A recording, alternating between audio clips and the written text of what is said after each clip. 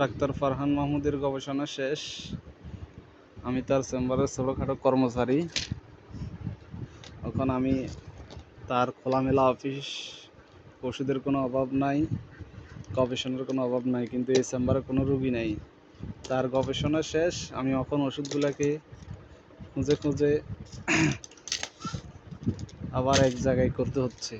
তার গবেষণা এখন দুপুর 1টা, তখন সে রেস্ট করবে। আমি তার সম্পূর্ণ চেম্বারের ওষুধগুলা এক জায়গায় নিয়ে আসছি। এ হলো পরিস্থিতি। এখানে প্রতিদিন এইভাবে চেম্বার চলে। আমি তার চেম্বারের ছোটোখাটো কর্মচারী। এই যে দেখছেন কত বড় বড় পাতা। তার গবেষণাগারে চাকরি করি বিনা পয়সা, কিন্তু তার চেম্বারে কোনো রুগী নাই, শুধু গবেষণা চলে। তার গবেষণা শেষ, এখন দুপুর 1টা।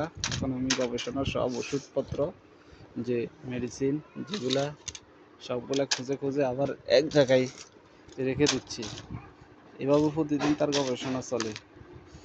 এটাকে গবেষণার ফাঁকে ফাঁকে খাওয়া লাগে, না খাইলে হয়নি। আবার ত্বক নিয়েও গবেষণা করি।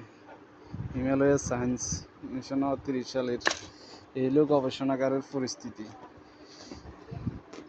বিনা রুগীর চেম্বার, গবেষণার ওষুধের বাক্সা সবগুলা বক্স অফ করে দিছি। আর কি করবো, তার গবেষণার কাজের থেকে আজকের জন্য ছুটি। আবার এভাবে চলবে কালকে। এই হলো পরিস্থিতি।